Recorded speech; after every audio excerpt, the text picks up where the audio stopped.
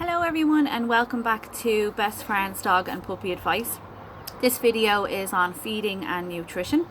I'm breaking the video into two parts because it's one part is based around how to get your dog to eat food, and then the other part will be how to choose the right food. So I just wanted to break it into two, and that way you can go directly to the one that is for you, and just also because I wanted to, there's no point in just getting into, a lot of people are asking questions about feeding and how to feed your dog, what to feed your dog, but then there's also a lot of questions and help needed there with getting your dog to actually eat dog food. So I wanted to break and separate them into two different videos. So this is part one. So part one is how to get your dog to eat food. So have you a picky eater, fussy eater, a dog that will only eat human food? Yeah, well, you've come to the right place. Okay, so in my line of work, it's one of the most common things I come across all the time is people stressed out because their dog won't eat dog food. Okay, so before we try fix this problem, we first need to understand how this problem started. Where did it come from? Why does your dog not eat dog food? And once we figure out and try to understand the problem, then we can actually apply some training then to actually fix that problem. So one thing is with dogs that don't eat dog food and are fussy, as we call them, is it's not the food, okay? Most of the time this is a behavior, this is a learned behavior. They learned this somehow. How did they learn it? And a lot of us don't even realize that they usually learn this behavior from us. So I'll just give an example, and I'm not immune to this. This happened to me with my dogs. So it doesn't matter how good you are with dogs, it can happen to any of us. And the reason it happens is because we're not actually aware of it. We don't even know that we have any part to play in this. We just look at the dog and like, God damn it, he won't eat dog food. You know, he only likes human food, and we blame the dog. Okay, but we need to look at ourselves in the mirror and actually go and ask, why did this happen? Why does he not eat dog food? Is it something I done without realizing I done it? And that's what I done. My dog is hypoallergenic, and it's very important that he's on a specific type of food, and he wasn't eating the food for me, and it was very frustrating. Because he broke out in hot spots all over his body if he didn't eat the right food, and I was constantly going to the vets with him to get creams and various different things, and his health was suffering. So it was really important that I made him eat this food, because the food is not just to fill his belly, it's to actually help him. So I needed to get him to eat the food. So I started asking myself, well, why isn't he eating the food? And this is what I found. Okay, and with this experience, I've been able to pass it on to many people like yourselves, and I've had great feedback from people saying that this really helped them. So, you know the way sometimes you mightn't have much of an appetite. You just have a day where you're just not really feeling it. You don't have much of an appetite. An off day. We all have an off day. Well, dogs have an off day too. Sometimes they just don't have much of an appetite. What happens is, a lot of the time, if we put food in our dog's bowl and they have one of these days, all it takes is just one moment, one day, where they don't go near the food in the bowl. What do we do about that? Most of the time what we do is we panic and we go, oh my God, he's not eating his food. I better do something. I better add something to the bowl. So I'll throw chicken in there, then he'll probably eat it. I'll put gravy in there, then he might eat it. And what we don't realize what we're doing when we do that is we have just created a behavior, and we don't realize we're doing it. So basically what that dog has learned that day, he's just had an off day, wasn't really feeling it, walks away from the bowl, and bang, something ends up in his bowl. That thing that you put into his bowl, chicken or gravy or whatever it might have been, is a reward. So you've rewarded your dog for not eating their food. I done it, and I didn't even realise I was doing it. I was freaking out going, oh my God, he won't eat his food. I have to try get him to eat his food. I'll put chicken in there. I'll do this and do that. And what about then when the chicken's not there, or the chicken might even be something that they shouldn't have, or whatever it is? The dog has learned to ignore his bowl. So what they start to do then is every time you put food in their bowl, they walk away from it, because they learned to walk away from it. They learned that if they walk away from their bowl, they get rewarded for it. He thinks he's being a good boy. He thinks that's what you want. So that's to just show you where that behaviour usually comes from, is a mistake that we make that we don't realise we're making, and then that behaviour continues. And we go around and we can't figure it out. We're just like, our heads are wrecked going, where did this start? That's what I found. And then with feedback from other people, most of the time that's what it is. 9 times out of 10, when a dog is not eating what's in their bowl, it's because they've learned to not eat that food in their bowl. The other times, it could be because they're unwell, and that's separate from what I'm talking about. If the dog is unwell, that's a different story. You need to take them to the vet and get them checked. And then the other small percentage is the food that's in the bowl is not nutritious enough. And I'll speak about choosing the correct foods and nutrition in part 2 of this video. So that's what we've learned now, where it came from, where the behaviour came from. Is because they got rewarded to ignore their bowl. They got rewarded for not eating their food. So how do we fix it?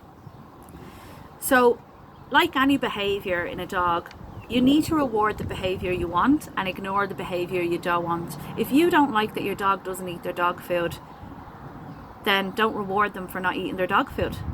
If you like when your dog eats his dog food, reward them for it. We never think of doing that. You know, we put for the dogs that aren't, that do eat their dog food, they eat the dog food and then they walk away and nobody bats an eyelid, nobody says anything or does anything. So that's something you can change as well. You can, when you notice your dog doing something that you're happy about, even like just eating their food, reward them for it. So when I say reward, I mean treats, praise, attention. So with Pierre, what happened with him was, when I figured this out, when I figured out that it was me that made a mistake, I then wiped the slate clean. So if you've made that mistake, wipe the slate clean and forget about yesterday, forget about what was done. Today is the day now that you can change it. So what I done with him was, I put his food in the bowl, I didn't add anything to it, and I left it there. And I'm telling you, he hunger striked on me for about 4 days. And it was tough. It was so tough because we're nurturing. We love our dogs. We want to give them everything. But I had to persevere. I had to stick with it because the food for him especially was like a medicine. It was going to help his skin. I had to stick with it. And I thought, oh God, I'm starving the dog here. This is going into day 3, day 4, and I was freaking out. But just remember, okay, 1, dogs in the wild mightn't eat every day, so don't panic, okay? You're not starving your dog. Your dog knows he needs to eat to survive. And the longer he's hunger striking on you, just think of it, the closer you're getting to that light bulb moment where that dog will eat, and then you can reward them for eating, and then click, new behaviour. You've entered a new phase altogether now. Now what you've done is taken full control over that whole behavioural problem, and you've shifted it to a behaviour that you like.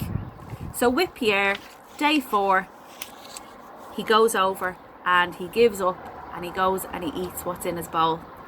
And I mean, make a lot of fuss, because I jumped up and down. I was like, yay, good boy Pierre, you've ate all your nam-nams, are you the best boy, are you the best boy? And I gave him lots of fuss, and then I gave him his favourite treats, nice meaty treats, whatever your dog absolutely goes mad for, that's obviously good for them. Give them that, lots of praise. Every day after that then, he went over and he ate his food out of his bowl. because he knew then that he gets rewarded for eating his food. And if you fast forward now, Pierre's 6 now, and I can tell you now, in 5 years, I haven't been to the vet with him once for his skin problems because he eats his food. And he now, when he's finished eating his food, he sits beside the empty bowl and he looks at me waiting for his treat. So I took full control of that problem and fixed it. And I've passed that advice on to many, many people, and I've had lots of feedback, and they have said that has changed their life, their dog's life. They no longer have to stress about feeding their dog. They no longer have to go into pet shops and be like, oh, what food will I get them now?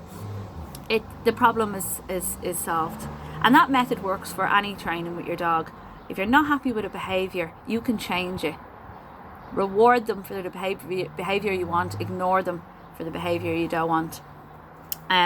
The other thing on that actually as well, make sure the food is available. I hear a lot of people saying, put the bowl down and 20 minutes later take it back up if he doesn't eat it, and then put it back down later. I didn't do that. If you want to do that, fine. The reason I didn't do it is because what if the moment struck Pierre that he was like, okay, I've had enough, I'm starving, I'm going to eat this food now, and it wasn't available. Then that moment of changing that behaviour might have been missed. So I made sure the food was available at all times, so that when he did give in, it was there and it was ready for him. And I was ready to reward him and give treats. And that helped the whole situation. So just remember, if you're one of those, if you're in that same situation that I was in with Pierre, you can change this. You can change it today. You know, you don't have to continue giving your dog human food and putting things into the bowl and being stressed about it. The other reason for this is not just about changing a behaviour that you don't like, but it's for their health as well. If your dog is not eating their dog food and you're just giving them random bits of human food, nutritionally they'll end up suffering. They're not going to have all the nutrients that they need. So it is important to get them to eat dog food, you know. So I know we like to love on our dogs, and we like to give them all these different things. By God, I give my dogs chicken, I give them all sorts of stuff, but they get it as a reward. They don't get it for no reason. And that's actually another thing. If your dog is not eating their dog food and you're going to start today or tomorrow or the next day to change that behaviour, just remember, do not give them anything else until they've eaten that food, and then you reward them. Don't give them any treats or anything else, because if their belly is filled with something else, then they're not going to go near the food. So just while you're trying to fix this problem, hold off on any rewards or treats until they give in and eat that food out of the bowl. So I think that's pretty much it on this. Yeah.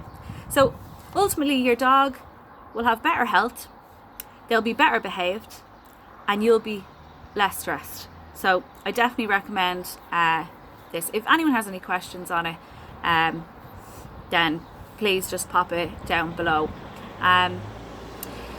So the next part 2 of this video, I will discuss then how to choose the right dog food for your dog. So if you're interested in that, watch part 2. Bye.